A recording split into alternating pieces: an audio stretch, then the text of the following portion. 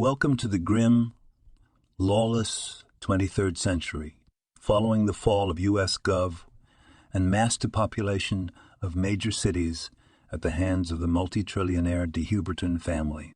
Baptized in radioactive hellfire, a rare mutation makes Turbo a fiercely pumped scrapper, haunted by specters from her past, surviving the post-apocalyptic wasteland one deathmatch pit fight at a time. But when she rescues the stunning trophy girl, the unlikely duo are thrust into a harrowing odyssey, evading marauding berserkers at every turn on their way to the ultimate showdown as they uncover the horrific truth behind the fall of humanity. Jake Jacobs, writer and penciler, and Kurt Bruegel, co-writer and inker, are thrilled to announce the release of the first Turbo teaser, a significant milestone in the indie comic book industry. Jake and Kurt are the first and only duo to create a comic book live on air in a split-screen podcast. But that's not all. Recognizing the challenges and triumphs of indie comic creators, Kurt and Jake have another recurring segment of their podcast spotlighting other indie comic creators who share their stories, discuss their creative process, offer insights into audience building, and ponder the future of comics.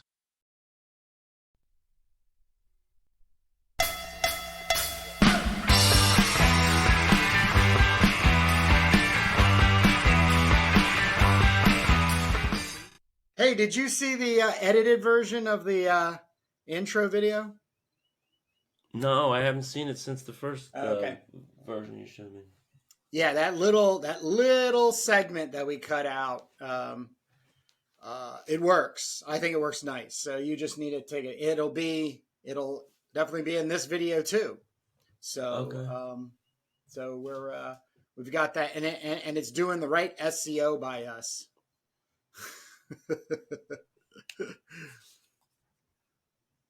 Right on. So how goes it? Good. Are we rolling? We are, man. Oh, okay. Hey, everybody. Welcome to the Making of Turbo Pit Fighter. This is, to our knowledge, the first and only podcast of two comic creators creating a comic right on a podcast in split screen. I'm doing the pencils on the left, and Kurt's doing the inking on the right. He's working on issue 1. I'm doing issue 2, and I just saw that plus. I don't know what the hell that was, but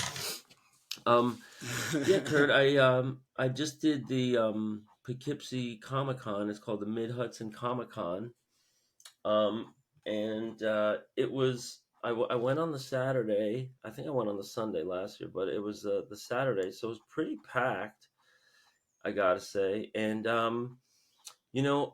was scouting around, and I definitely saw, they had Artist Row, and then they had vendors, and so my impressions are that there's really just a lot of cosplayers there and a lot of people selling toys there.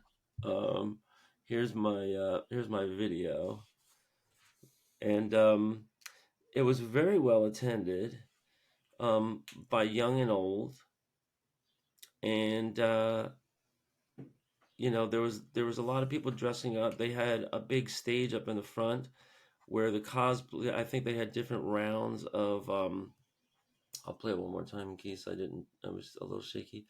They had different rounds of like contests and competitions, so that now it's not playing. Yeah, there we go. And what's surprising me more and more, Kurt, is those toys, those like dolls. What are they called? Funko. Yeah, something like that. I'm just or something like that. Yeah, and the number of booths that had nothing but little plushy, like dolls, like toys and dolls, like I think like Pokemon dolls and squeezy dolls, and maybe some of them are like licensed, but I mean people there's all kinds of vendors selling their wares. Some people are just doing keychains. There was a tattoo guy. Some guy was selling, homemade beef jerky and turkey jerky, and I don't know what he's doing at the Comic Con, but that's funny. But I made the rounds, okay, and there was a couple of podcasters there. I didn't speak to these guys, but I did get a sticker for you. And it looks like they have a podcast on Godzilla and King Kong and all the monsters. Oh, sweet. So, yeah, maybe you want to look into this and see if they want to connect. Sure. Yeah, they were kind of busy, so I didn't bother them. And when I got there, I just ran to these two big vendors. This one big vendor that has 50-cent comics, and I'm just going through the indie boxes, trying to get there before anybody else. And what I ended up with on my haul, I'm just gonna take half of the first stack. So we'll do this in stages. Maybe this will probably be enough for today, and then we'll do it in subsequent episodes. But should I back up my arm a little bit? Wait, what's happening with my photo? I'm getting See, you did that. Yeah, that plus sign. I'm getting that plus sign again. Yeah. Ooh, God, that's one of my favorites, Jake. Oh, you know this? Oh my God, I bought that off the shelf back in the day. Black Moon was my shizat. Wait a minute, this was actually Oh God, yeah, on the shelf. Yes. Okay, I'm not joshing you, man. Well, I got that is Moon. one of my. How many did they make? 2 or 3. Dude, we gotta see if we can find these guys, because I would love to talk. Oh man. Well, I don't even see they were a favorite. I don't even see the name of a comic company. This was Origin issue 1986. So I did really well on Power Comics. I just went through this one vendor and he goes, "Oh, you like those?" So the red sticker means 2 for $1. So I was just grabbing a big stack of these, no brainer. And then I did that that thing where I say, "Hey, if I buy in bulk, would you give me a better rate?" Because some of these were marked with a white stick, a yellow sticker, or so they were like $2 a piece. So I made a stack. I was like telling him as the stack was getting bigger and bigger, like these are definite, but these I might get if you do a little better, just because I need to save some money for some other vendors. So we can talk about Black Moon sometime. I'll note that you wanted to cover that maybe in an issue of Comics and Influence. Here I got some Kirby's that I never had. Some Captain Victory. Nice. This is Comet by Red Circle. I'm not sure if this is a reprint. The cover looks very professionally done. Premier Collector's Issue 1 of 6. Red Circle Comics. Never heard of it. Comet number 1, $1. So they are a reprint, I think, of Archie. I'll double check. I'll flash something on the screen. But you know how Modern reprinted Charlton's? Right. Red Circle, I think, pre-printed and we're talking like the old, not the Archie character Riverdale. It was just all those other stuff that they had gotten in before they became 100%. Yeah, well, Archie's doing everything now. They're doing superhero, horror, everything. Yeah, this says reintroducing a comics legend. So my guess is that this is just a reprint. But if anyone's listening out there, there's plenty of comics. There's even that website that you turned me on to. What's it called again? Where they just put on copyright free. I have it bookmarked. Hold on, I'll tell you in a second. It's called Digital Comic Museum. Is that the one? Oh no, Comic Book Plus. Comic, both of them. They're both the same. Yeah, Comic Book pretty Plus. much. Comic Book Plus does have a bit more, I found. Yeah. In updates. Well, anybody can reprint anything that's public domain, and you could even charge for it and market it and make money. If it's something that's just dormant, I spoke to a guy yesterday that said he had some experience in copyright law. He said that if they're not using it, other people can make a claim on it and then it would probably have to be adjudicated, if there was a cease and desist and then a further action. This one I've never once heard. Again, we are not lawyers, and we're not speaking to law or copyright law, so we don't want to get ourselves into. Now, just to jump in on it, when I did some of the stuff, especially like even with Crom the Barbarian, I seeked out an attorney, an entertainment attorney. Yeah. And a lot of them just want to talk to you because they think it's kind of fun what you're doing. So please don't use the internet for law. Literally do a little bit of due diligence. Well, if you're talking back to our regulars. Yeah, if you're talking to attorneys, that's good. But talking to the holder of the publishing license, it's hard to find something. Even They're better. hard to find. Right, Yeah. and if you make efforts to find something and it's dormant, according to this guy, you have to continually produce product at least every like 6 or 7 years. He says that seems to be the rule of thumb. This one looks like a power comic. I don't know. The art's kind of good, but the coloring is so weird. It looks like it was colored maybe with like a alcohol marker or something. That's another comic I used to collect. Oh yeah, you've seen this one? Yeah. So this is 1986 Pyramid Comics. I've never heard of Pyramid Comics. Here's the Adventures of Vital Man in Cornerstone Design Comics. And Cornerstone Design, I'm going to show it real close, is probably wait, what is it? Okay. So I'm going to show it right here in front of the camera. Cornerstone Design is probably the worst designed logo I've ever seen. It's impossible to read. It's black and white in a whole thing of color. But Vital Man could be the latest cool comic. Who knows? I'll put that aside. I did buy a bunch of Fleetways. Now this I seem to remember as a British company. Is that right? Don't remember. Don't know. Okay, we're not sure. But this looks like a little more modern. And I bought a couple of issues of the Mark of the Beast 666. The other one looked a little bit more inviting than this one, but I just got this to get maybe like a run on this because there was a little run. This one I've seen before, I think on Power Comics. And if people don't know, Power Comics is a podcast done by these guys, and they cover comics that are so bad they're good or lost in history, so obscure, very weird, unusual comics. And so when Kurt and I are referring to Power Comics, it's comics that we come across that look like it would be good for that podcast. So this looks like a Power comic to me. Dark Adventures featuring the Dark Angel, and it's a #1 Dark Line Comics, never heard of. It's probably just the guy, and it's copyright 1986. So I'm getting a lot of 1986 stuff here, and we will dig into that later. Next, we have from Elite Comics, which I've never heard of, the Epsilon Wave, and this looks really amateurish.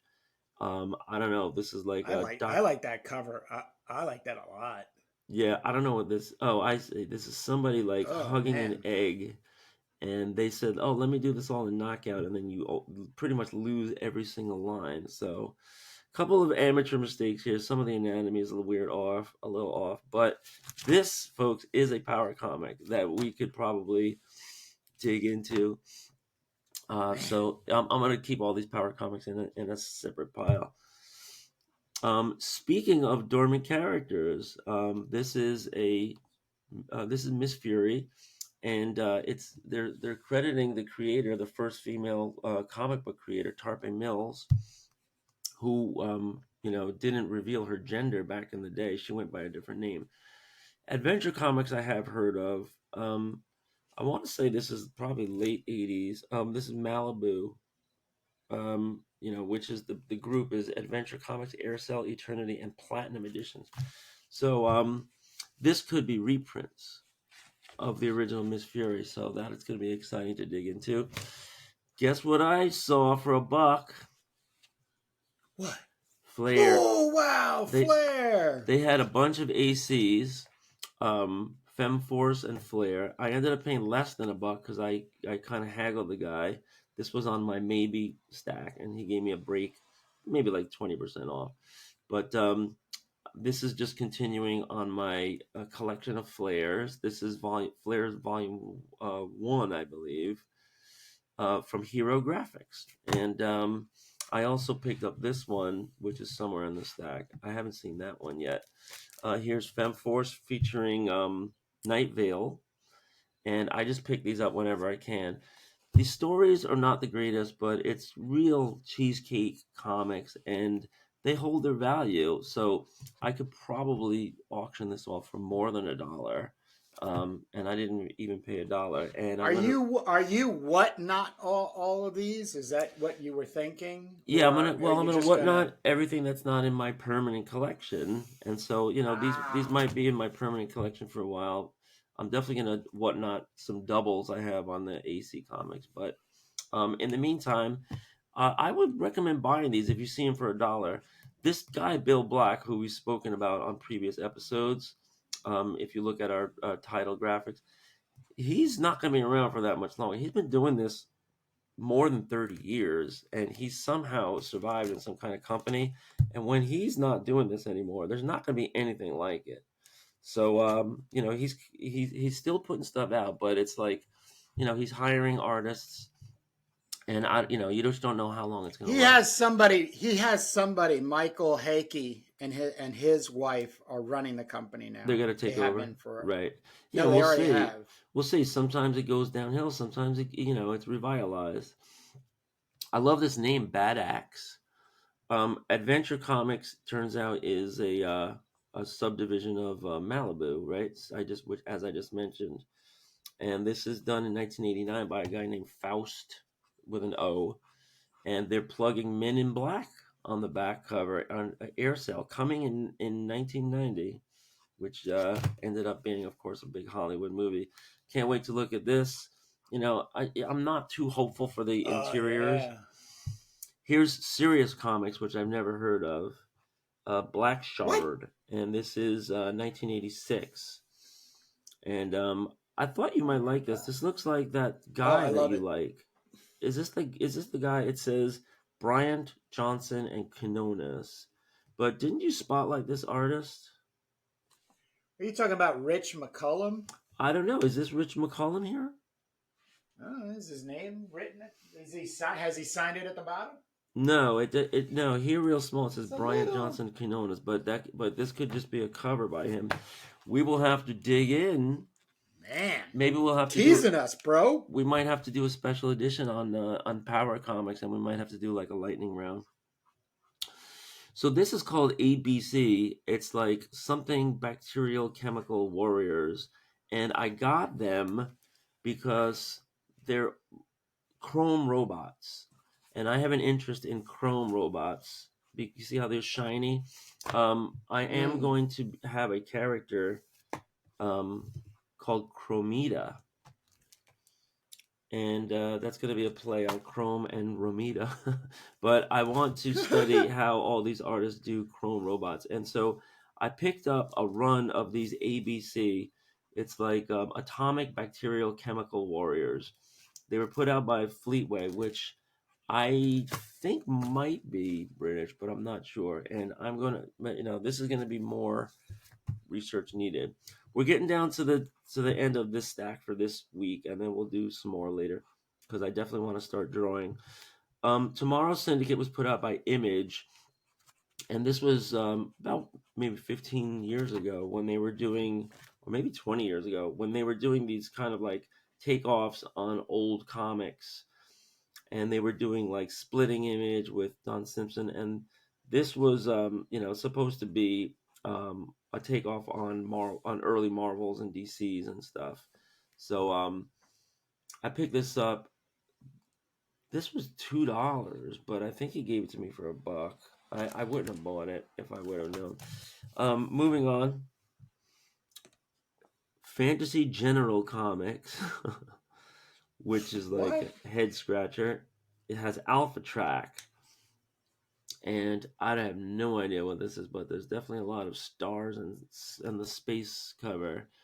Fantasy General Comics Set in the ages before our recorded history, Future Course will transport you to the farthest reaches of imagination.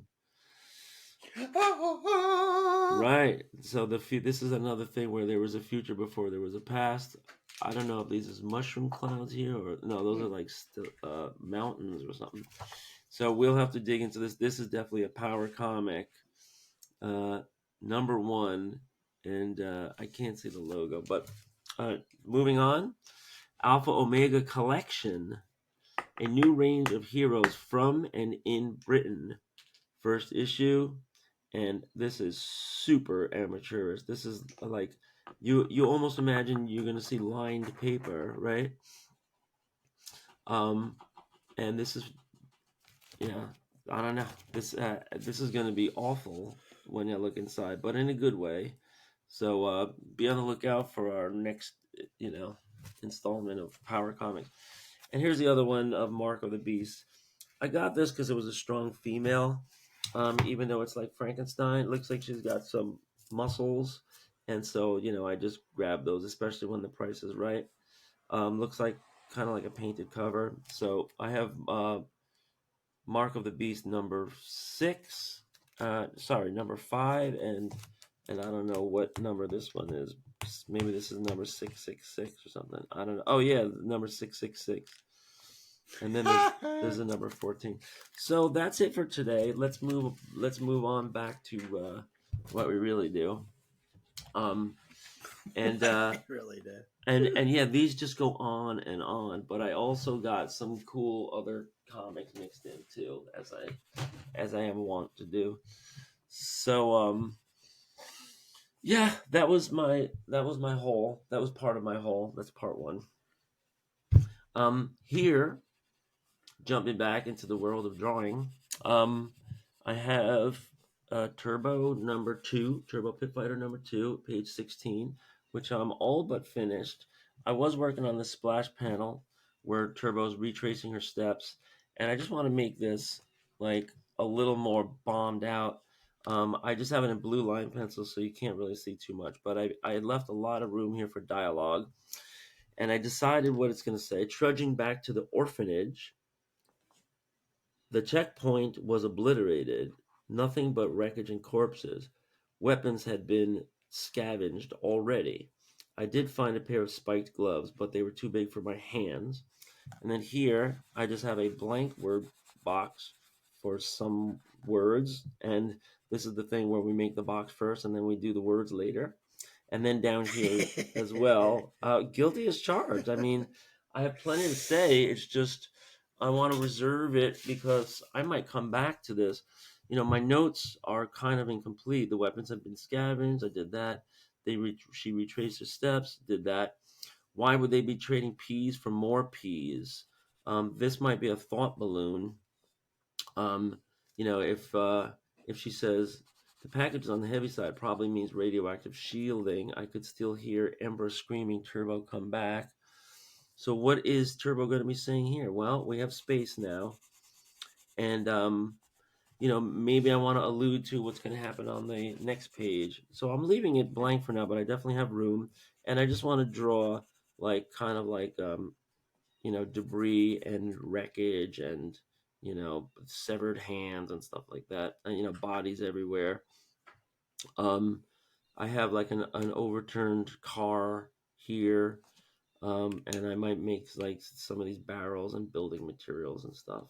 But and this guy who's up in the forefront is knocked out, and with blood dripping everywhere. So I'm just finishing up this page, and you are on the page on issue 1. I'm finishing up page 9 of issue 1. Right, this is where things go. I did a little scan and print just to be able to kind of test where I wanted the light to come on this panel. I want to try to drive some darks. This would be one of the most darkest, and then create like a halo around the dart that knocks down the what was it? The Samurai Lord. I'm blanking on his name. Samurai Chieftain. Yeah, Yeah, Samurai Chieftain. Yeah. you can do the shiny lines, or you could or you have the the layer, the whole layer of the gray tones, right, to be able to Oh yeah, I might even just do some white gouache, a watery white gouache, just to give it a bit of a, you know, hi, hello there, look at me. But I got to kind of drive all of the darkness to kind of help point to that area there. And this obviously being the most important panel in on the page, as well as in the story, because this is where the story kind of shifts over. You were just going to fill in what happens at this point. yeah, that's the point where there is a pit fight going on. It's the pit fight after Turbos. So Turbo was just in the warm up fight, and this was like the big event. And some guy gets a blow dart. He's in the middle of a pit fight, and he gets a blow dart stuck in his back. He collapses. So one guy wins, and so obviously the fix is in, and it's discovered right there in the open with this entire audience of people who just place bets, and so you can bet they're going to be rowdy and upset. But what happens next on the ensuing pages is even worse. So basically the whole thing just goes haywire, and that's when they try to steal the trophy girl, and Turbo will intervene, and this will be kind of like the way that they get paired up in the Yeah, story. that's the next. Here, I'll sneak peek the next page. How dare you? Okay. Where is it? Where is it? 10. Oh, here it is. Bow, bow, bow, bow, bow, bow. This is check that panel out, man. Yeah, there's a lot of detail in Ba, ba, there. ba, ba, ba, ba. Yeah, this is gonna take me at least 3 months. Turbo jumps behind the bar, and they break every glass with It's with the yeah, firepower. I gotta really plot out this one here, but I'm this is great. This is really getting great. So yeah, and so yeah, I do that to torture him, but it was torture for me doing it in the first place. Um yeah, sometimes. So I'm at the point, and people can see right now that I have two pencils, and this is a great way to work. In my opinion, is to start with blue pencil and then go over it with dark pencil instead of having like a tracer sheet underneath and a light box, and you're wasting electricity and all that. The black goes over to blue, and then it's just behind it. You don't see it, but it also can be kind of like a shading indicator for the inker too. Um, and you know what I do is I just kind of blue line it, and then I go to the dark pencil. But I find myself more and more darkening, doing the regular pencil over the blue line before I've even finished with the blue line pencil. So because I want to see what it's going to look like, and then it's like it's less committal, right? And so it's kind of like just penciling on your first draft. And everybody knows we have unlimited drafts because we have erasers. But this has been a much more productive and quicker way for me to get to the final art without so much revision, because here I have some stuff that isn't penciled in either pencil, and what I want to do is kind of solidify what I have with the dark pencil, and then go in and see what areas are still open, and I'll go back in with the blue pencil, do it. If you don't like it, just press a little harder or erase it, or and then when you do like it, you just go in with the dark pencil and make it permanent.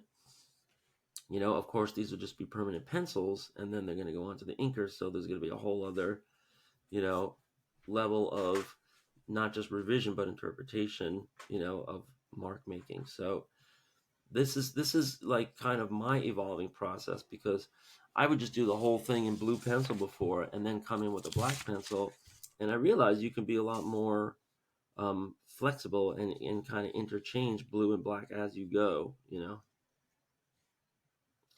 So that's a little bit on process. And And you're giving it kind of a faux value. Like one of the things that I like about your work is uh, the hatching that just sort of informs the inking. Me being an inker, it helps of the shape of the object. yeah. But it's not like you're doing proper lighting, in a still life type of thing. But you're definitely indicating, movement, light movement over the top of the surface and a shape.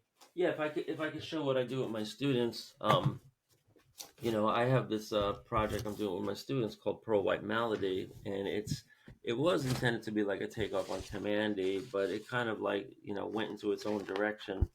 And as you can see, I have students who are not very professional at all, inking. Not yet. No, not yet. Maybe in the future. They're inking my pages, and like here, like I see some kids, and you would think this kid has no business being near some, man, I love that, man. professionally penciled pages. It's so awesome. Right, but they brought it into so a direction. awesome. Well, I went back in with marker because this needed rescuing, because I remember what my pencil looked like. You could barely see it once this was a high school kid actually, and they just scribbled the whole thing, and then they tried painting this with red paint, and they did this, and they made these weird colors, and I just brought it back to normal with taking like one of those poster markers, and I just kind of did the pencils again. So now it's back to an outline, but you're going to be turning the page of this comic, and you just get to this weird page, and here, they didn't even use any colors, not yet at least, but they just like they use colored pencil to go over the pencil lines, and I'm like, we were supposed to ink this, guys. So I love it. Every different turn and different direction you could think of, gets made. Some rainbow watercolors here in the back. I like that. When you called me back in 2022, and you just said, "Hey, we should start working on a comic book again." And of course, the next question is what? Yeah. And you had said, and sent me some scans of the White Malady, and I was like, "Let's do this. Let's finish this." Right. And then I think somewhere in the something immediately though, one of us, it might have been me, said, "Oh, well, what about Turbo? We never finished Turbo." Right. And so that was the direction we ended up going. We started it, but I just absolutely love. Yeah. So what I do with the kids who might not have very much experience at all is, I try to teach them, this is how you use, an ink with brush. This is how you use a steel pen with ink.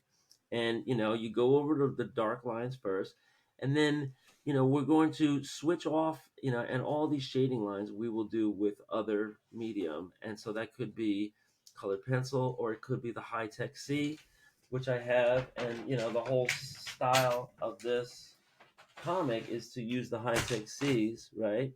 And folks should get their hands on some of these. These are great. It's like $28 for a set. And then of course you should try to get the black in the 0.4 and the 0.3 and the 0.5. And you can see like every single page has a different style. They do use watercolor, those little sets with the little circles of color in it. They sometimes use marker, right? And the thing is like this is an almost finished page. I go back over it, right? I put in some like colorful marks. I try to bring it back to a little bit more pro, but look, this is going in every direction. They're using the high-tech C.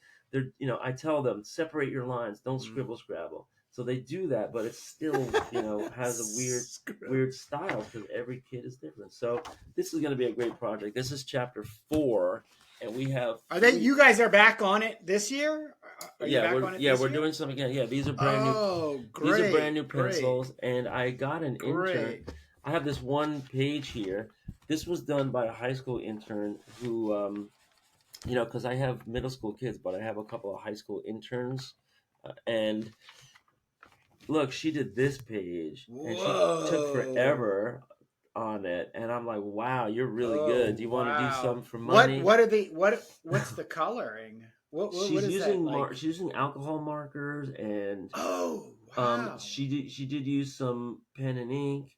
I don't even think she worked on the whole thing, but she finished the whole thing, and I just can't wait. Oh, She's got a good color sense. She's kind of a crazy kid with like piercings and tattoos and stuff. Um, ain't they all? Ain't they no, all just crazy kids, Jake? They're not all that. just crazy kids. She's a little more advanced. I think she, she's got. I think she's She's a got little more boyfriends with advanced. cars and stuff, and Oh, but she's very talented, and I'm going to invite her to work on this stuff. But the whole thing I wanted to say is because Kurt is a professional inker, and he's able to use these shading lines, and he's able to say, okay, I'm going to do like some thin black, and then at some point we move on to the gray tones, and those are all decisions that he makes. But it's the same thing with them. I tell, they're like, well, what do I do? I'm like, well, use darker colors and tones where you see the shading lines, and where it's lighter, just leave it out. You want to have a dark side and a light side.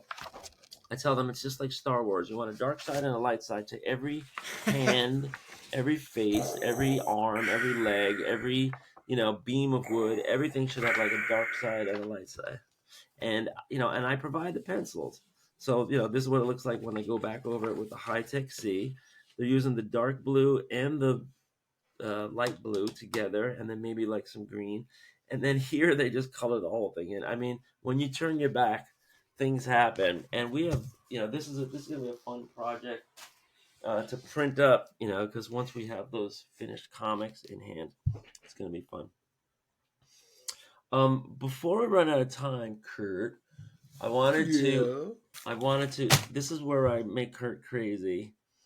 Meow. What I have to say, Kurt, don't hate me, but I went to Newberry Comics, and you remember how I told you that you remember how I told you they have this top Is shelf? it manga? Is it new manga? No, they have a lot of manga in Newberry Comics, but of course I wouldn't be buying that kind of stuff. So I was explaining to him that they have this top shelf, and they like fill it up every day.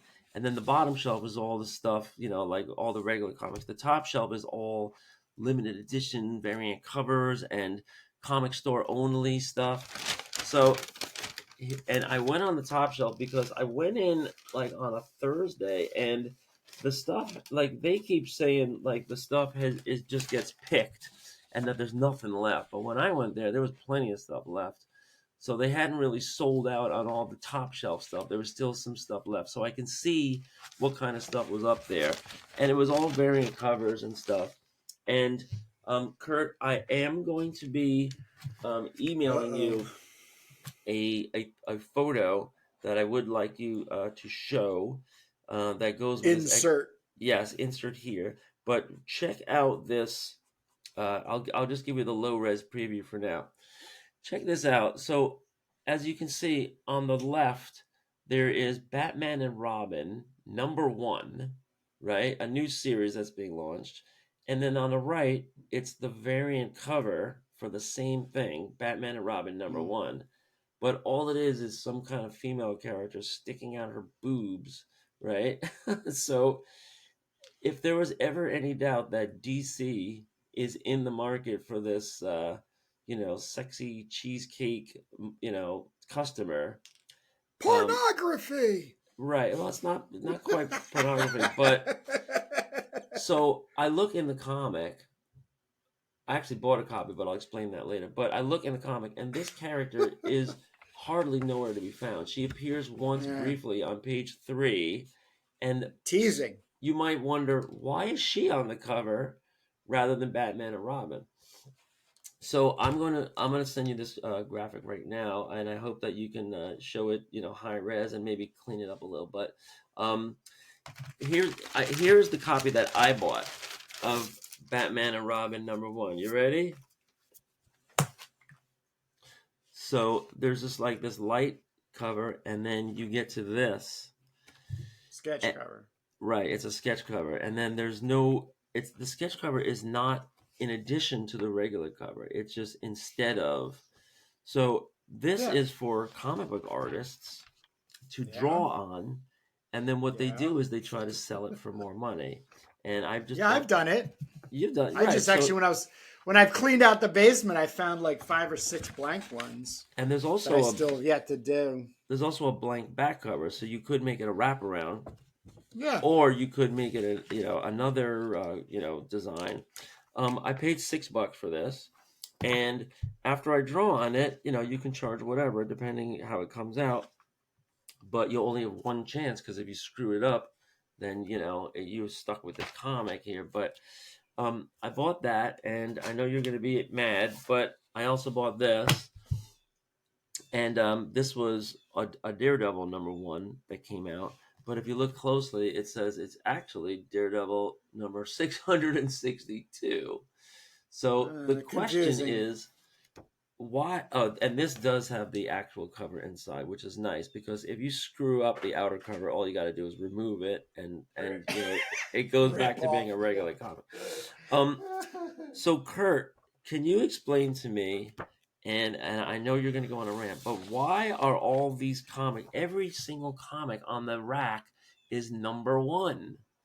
It was Oh, I Batman don't and know. Robin #1, Daredevil #1, Thor #1. It was just #1. Why is Marvel and DC making everything a #1 right now? You're asking the wrong guy. I'm asking the wrong because this is just like Don't the, care. the worst cynical marketing gimmicks, It's sad. It's imaginable. sad. It's You know, sad. and it's just like Budweiser. Like Budweiser's really crappy beer. Like it might take people a couple of decades to figure out, but Budweiser's awful, right? And Miller and all that, they're all like crappy bottom shelf beers. So why do they sell so well?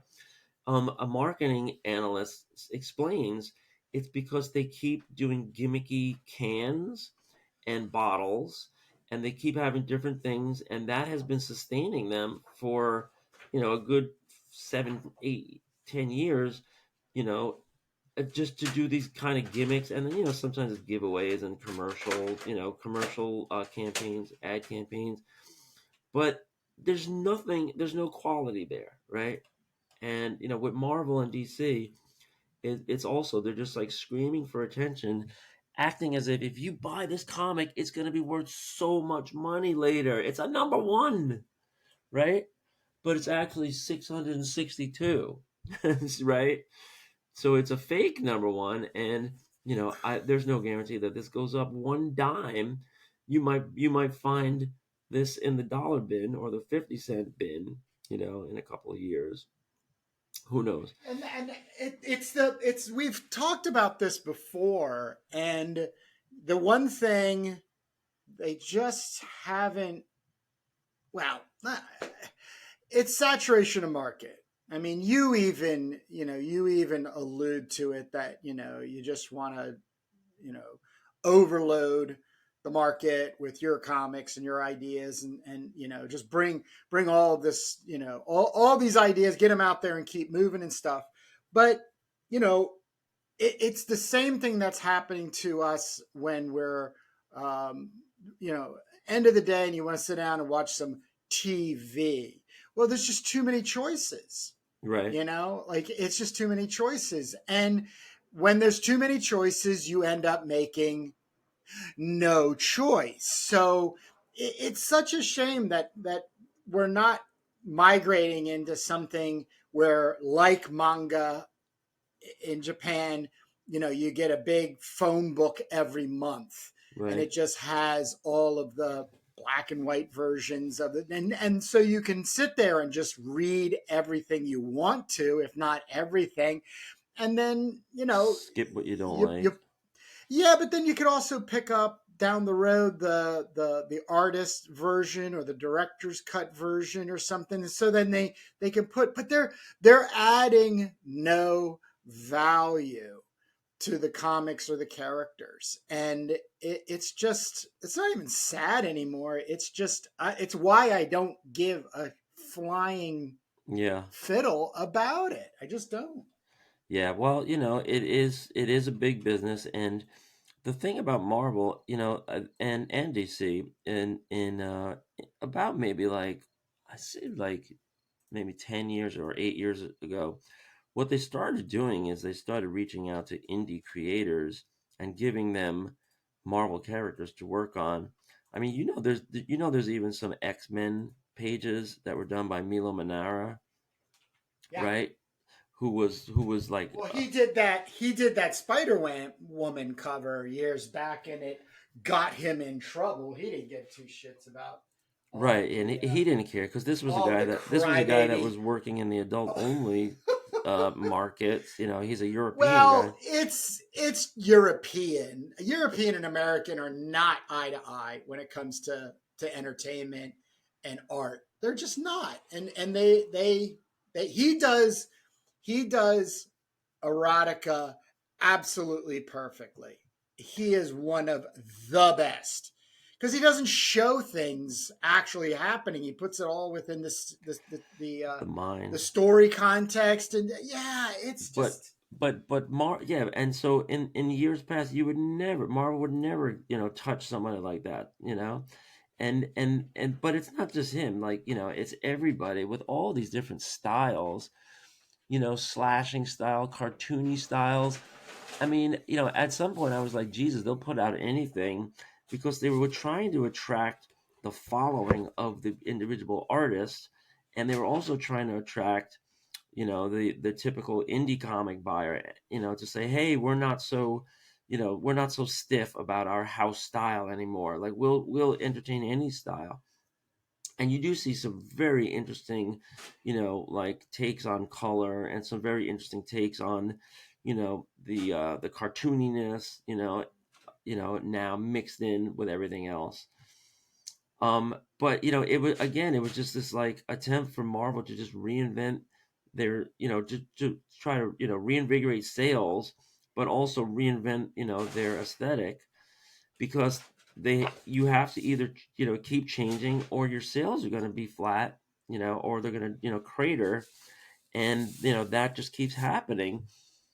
I mean, what do you do if you're the editor of Marvel Comics? What do you do with something like Thor to keep it fresh?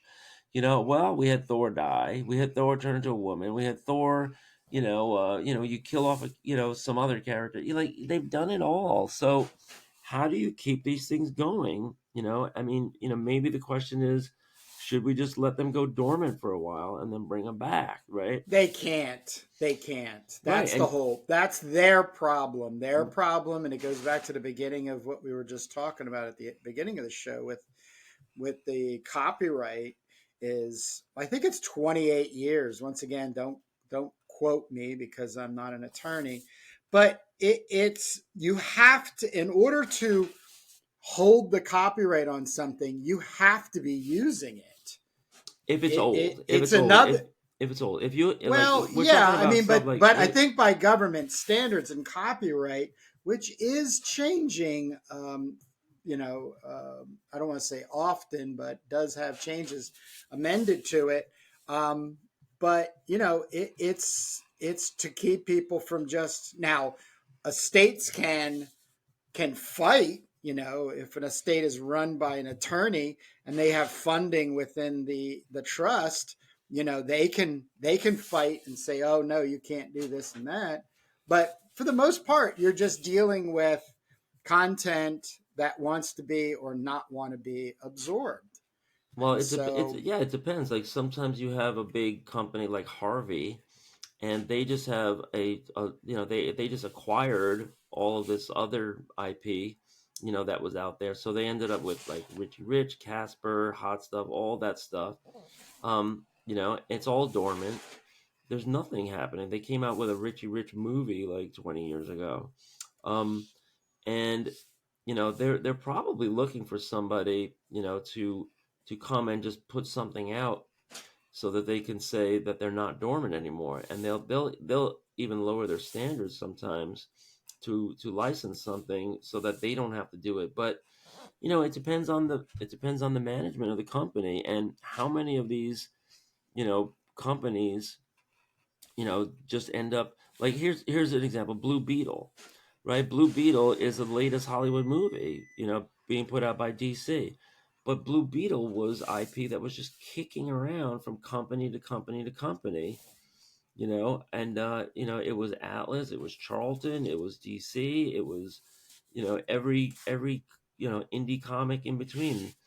There was a bunch of others, and so you could have just one company that's actually putting stuff out, putting some investment into it, come in and acquire it and just put something out, and now they're just going to be merchandising it, for the next 5, 10, maybe 20 years. Who knows? There'll be Blue Beetle 2 and 3, but it could be acquired, or it could lay dormant, or it could be like Miss Fury, which we showed you over here, where they just reprint it, right? You could reprint the old stuff, and then they allow Dynamite Comics to come in and say, "Hey, you want to make some new Miss Fury comics?"